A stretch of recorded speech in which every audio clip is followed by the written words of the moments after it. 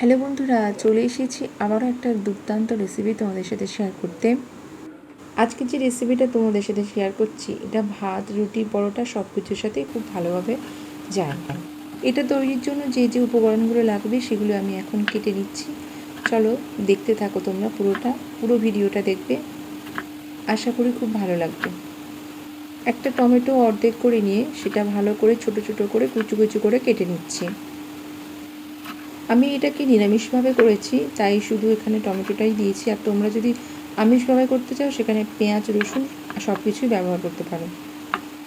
আজকে যে রেসিপিটা করছি সেটা হলো পনিরের ভর্তা।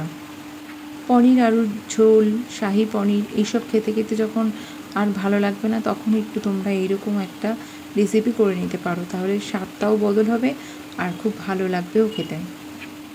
এখানে 200 গ্রাম পনির নেওয়া আছে। পনিরটাকে এবারে ভালো করে গ্রেট করে নেব। এই রান্নাটা সর্ষের তেলের থেকেও সাদা তেল, ঘি বা মাখন দিয়ে করলে বেশি টেস্ট হবে। তো আমি রান্নাটা পুরোটাই মাখন দিয়ে করেছি। চলো দেখে নেওয়া যাক।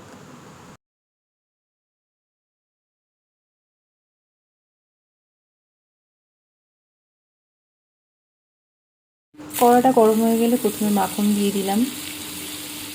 মাখনটা গরম হয়ে গেলে এর মধ্যে দিয়ে দেবো গোটা জিরে, একটা তেজপাতা, 2টো শুকনো লঙ্কা, আর তারপরে দিয়ে দেবো আধখানা টমেটো কুচি।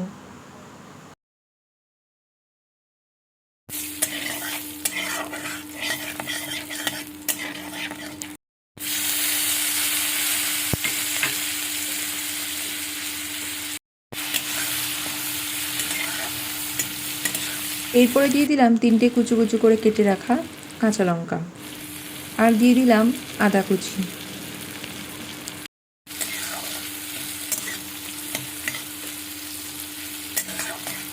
এরপরে দিয়ে দিলাম হাফ চামচ নুন, হাফ চামচ হলুদ গুঁড়ো, আর খুব অল্প পরিমাণে কাশ্মীরি লঙ্কার গুঁড়ো।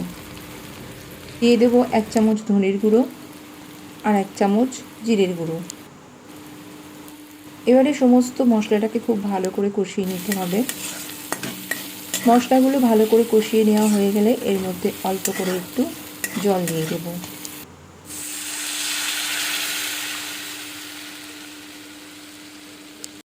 জলটা ভালো করে একটু ফুটে গেলে এর মধ্যে হাফ চামচ চিনির গুঁড়ো দিয়ে দিলাম, আর তারপরে দিয়ে দেবো গ্রেট করে রাখা পনিরটাকে দিয়ে আবারও 5 মিনিটের মতন ভালো করে ফুটিয়ে নিতে হবে। তারপরে নামানোর আগে উপর থেকে 1 চামচের মতন শাহি গরম মশলার গুঁড়ো দিয়ে দিলাম।